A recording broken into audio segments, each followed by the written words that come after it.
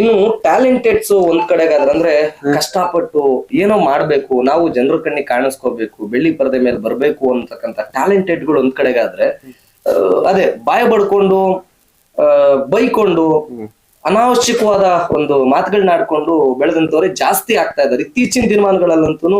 ನಾನು ಅವ್ರ ಅಭಿಮಾನಿ ಅಂದ್ಕೊಂಡು ಬರೋಂತವ್ರು ಜಾಸ್ತಿ ಆಗ್ತಾರೆ, ಅವ್ರಿಗೆ ಇಮಿಡಿಯೇಟ್ಲಿ ಲಕ್ಷಾಂತರ ಗಟ್ಲೆ ಫಾಲೋವರ್ಸ್, ಬರೋ ಅನ್ನೋರು ಫೇಮಸ್ ಆಗೋಗ್ಬಿಡ್ತಾರೆ.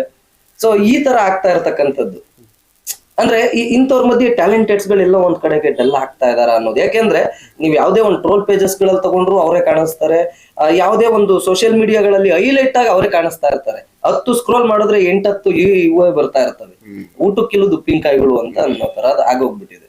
ಸೊ ಟ್ಯಾಲೆಂಟೆಡ್ಸ್ ಗಳ ಕತೆ ಏನು ಸರ್ ಅಂದ್ರೆ ಇವಾಗ ನೀವೇನೇ ಮಾಡಿ ನೆಗೆಟಿವ್ ನ ಬೇಗ ಜನ ನೆಗೆಟಿವ್ ನ ಜಾಸ್ತಿ ನೋಡ್ಬಿಡ್ತಾರೆ. ತುಂಬಾ ಪಾಸಿಟಿವ್ ಗಳ ಮಧ್ಯೆ ನೆಗೆಟಿವ್ ಆಗಿ ಏನೋ ಒಂದ್ ಮೈನಸ್ ನಡೀತಾ ಇದೆ ಅಂದ್ರೆ ಅಲ್ಲಿ ಜಾಸ್ತಿ. ಸೊ ಅವಾಗ ಜನಕ್ಕೆ ಏನನ್ಸ್ತಾ ಇದೆ ಅಂದ್ರೆ ನಾನು ವೈರಲ್ ಆಗ್ಬೇಕು, ಏನೋ ಯಾರ ಬಗ್ಗೆನೋ ಮಾತಾಡ್ಬೇಕು, ಅಥವಾ ಏನೋ ಒಂದ್ ಮಾಡ್ಬೇಕು, ನೆಗೆಟಿವ್ ಕಮೆಂಟ್ ಮಾಡ್ಬೇಕು, ಸ್ಟಾರ್ ವಾರ್ ಮಾಡ್ಬೇಕು, ನಾನು ಅವ್ರು ಬಂದ್ಬಿಟ್ಟು ಇನ್ನೊಬ್ರ ಬಗ್ಗೆ ಮಾತಾಡ್ಬೇಕು. ಸೊ ಇದೆಲ್ಲ ಏನಾಗ್ಬಿಡುತ್ತೆ ಅಂದ್ರೆ ವೈರಲ್ ಆಗೋ ಅಂತವ್ರು ಅವರು ಅಷ್ಟೇ. ಸೊ ವೈರಲ್ ಆದವ್ರು ಯಾರು ಫೇಮ್ಗ್ ಬರಲ್ಲ. ಸೊ ಫೇಮ್ಗ್ ಬರ್ಬೇಕು ಅನ್ಕೊಂಡಿರೋರು ಯಾರು ವೈರಲ್ ಆಗ್ಬೇಕು ಅಂತ ಇಷ್ಟಪಡಲ್ಲ. ಅಂದ್ರೆ ಇವಾಗ ನೋಡಿ, ತುಂಬಾ ಜನ ನೆಗೆಟಿವ್ ಕಮೆಂಟ್ಸ್ ಗಳು ಮಾಡ್ತಿರ್ಬೋದು, ನೆಗೆಟಿವ್ ಆಗಿ ಟ್ರೋಲ್ ಗಳನ್ನ ಮಾಡ್ತಾ ಇರ್ಬೋದು, ನೆಗೆಟಿವ್ ಆಗಿ ಬ್ಯಾಡ್ ಆಗಿ ಒಬ್ರು ಇರೋಗೆ ಇನ್ನೊಬ್ರು ಇರೋಗೆ ಸ್ಟಾರ್ ವಾರ್ ನ ಕ್ರಿಯೇಟ್ ಮಾಡ್ತಾ ಇರ್ಬೋದು. ಬಟ್ ಅವ್ರು ಯಾರು ಅವ್ರ ಮುಖನ ಇಟ್ಕೊಂಡು ಮಾಡ್ತಾ ಇರಲ್ಲ. ಸೊ 100% ಅವ್ರು ನಿಜವಾಗ್ಲೂ ಫ್ಯಾನ್ಸ್ ಗಳು ಆಗಿರಲ್ಲ.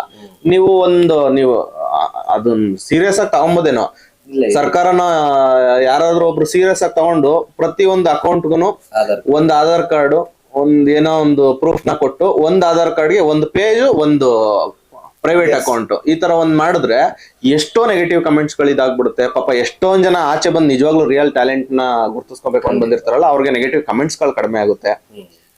ಅವಾಗ ಯಾರು ಕೆಟ್ಟದಾಗಿ ತುಂಬಾ ಬ್ಯಾಡ್ ಆಗಿ ಕಮೆಂಟ್ ಮಾಡ್ತಾ ಇರ್ತಾರೋ ಈಸಿಯಾಗಿ ಸಿಗಾಕೊಂತಾರೆ. ಅವ್ರಿಗೊಂದ್ ಸ್ವಲ್ಪ ಏನ್ ಬೇಕೋ ಅದನ್ನ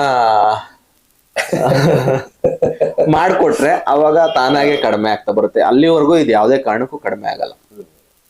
ಇನ್ನು ಅದೇ ನಾನು ಹೇಳ್ದಾಗ ಅವಾಗ್ಲೇನೆ, ಒಂದು ನೋಡುಗರಿಗೆ ಒಂದು 15 ಸೆಕೆಂಡ್ ವಿಡಿಯೋಸ್ಗಳಾಗ್ಲಿ ಅಥವಾ ಒಂದು 18 ನಿಮಿಷ 20 ನಿಮಿಷದ ವಿಡಿಯೋಗಳು ತುಂಬಾ ಚೆನ್ನಾಗಿ ಕಾಣಿಸುತ್ತೆ.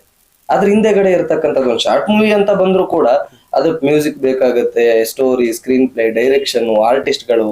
ಸೊ ಇದ್ರ ಎಲ್ಲಾದ್ರೂ ಮಧ್ಯೆ ಜನಗಳ ಮುಂದೆ ತಾಮಂದ್ ಇಟ್ಟಾಗ ಯಾವ ತರ ನೋಡ್ತಾರೆ ಬಿಡ್ತಾರೆ ಅನ್ನೋ ಒಂದು ಗೊಂದಲ, ಇದೆಲ್ಲ ಇರುವಂತ ಮೂಮೆಂಟ್ಗಳಲ್ಲಿ ಯಾವ ತರ ಕಷ್ಟ ಆಗ್ತಾ ಇದೆ ಸರ್. ಇದನ್ನೆಲ್ಲ ಕ್ರೆಡಿಟ್ಸ್ ನಾನ್ ತಗೊಳಕ್ ಇಷ್ಟಪಡಲ್ಲ. ಯಾಕೆಂದ್ರೆ ನಮ್ ಡೈರೆಕ್ಟರ್ ಗಳಿಗೆ ನಾನು ಕೊಡಕ್ ಇಷ್ಟಪಡ್ತೀನಿ. ಯಾಕೆ ಅಂದ್ರೆ ಅವ್ರು ಕ್ರಿಯೇಟ್ ಮಾಡಿದಂತ ಒಂದು ಪ್ಲಾಟ್ಫಾರ್ಮ್ ಇದು. ಸೊ ಅದಾದ್ಮೇಲೆ ನಮ್ ಟೀಮ್ ಏನಕ್ಕೆ ಪದೇ ಪದೇ ಜನರನ್ನ ತಲುಪ್ತಾನೆ ಇದೀವಿ ಅಂದ್ರೆ, ಒಂದ್ಸಲಿ ನಾವು ಶಾರ್ಟ್ ಫಿಲಮ್ ಗೆದ್ದ ತಕ್ಷಣ ನೆಕ್ಸ್ಟ್ ಶಾರ್ಟ್ ಫಿಲಮ್ಗೆ ನಾವು ಗೆದ್ಬಿಟ್ಟಿದೀವಿ ಅನ್ನೋ ಮೈಂಡ್ ಸೆಟ್ ಅಲ್ಲಿ ಬರಲ್ಲ. ಬೇಕಾದ್ರೆ ಎಲ್ಲಾ ಕೇಳ್ತಾರೆ, ಬಿಡ್ತಾನೆ ರೀ ತಿಂಗ್ಳಿಗೆ 2-3 ಬಿಡಿ ಅಂತ. ಸೊ ನಾವು ಅವ್ರು ನಮ್ದೇನೋ ವಿಡಿಯೋ ಚೆನ್ನಾಗಿ ಹೋಗ್ತಾ ಐತೆ ಅನ್ಬಿಟ್ಟು ನಾವು ತಿಂಗ್ಳಿಗೆ 2-3 ಬಿಟ್ಕೊಂಡ್ ಬಂದ್ಬಿಟ್ರೆ ಕ್ವಾಲಿಟಿ ಕಂಟೆಂಟ್ ಕೊಡಕ್ ಆಗಲ್ಲ. ಸೊ ಅರ್ಜೆಂಟ್ ಮಾಡ್ಕೊಳಲ್ಲ ನಾವು, ಟೈಮ್ ತಗೊಂತಾರೆ ಸ್ಕ್ರಿಪ್ಟ್ ಮಾಡಕ್ಕೆ. ಸೊ ಅದಾದ್ಮೇಲೆ ಜನರನ್ನ ತಲುಪಬೇಕು ಅನ್ನೋದೊಂದು ಇರುತ್ತೆ. ಆಮೇಲೆ ನಾವು ಪ್ರಾಕ್ಟೀಸ್ ಪ್ರತಿಯೊಂದು ಶಾರ್ಟ್ ಫಿಲಮ್ಗೂ ಪ್ರಾಕ್ಟೀಸ್ ಮಾಡ್ತೀವಿ.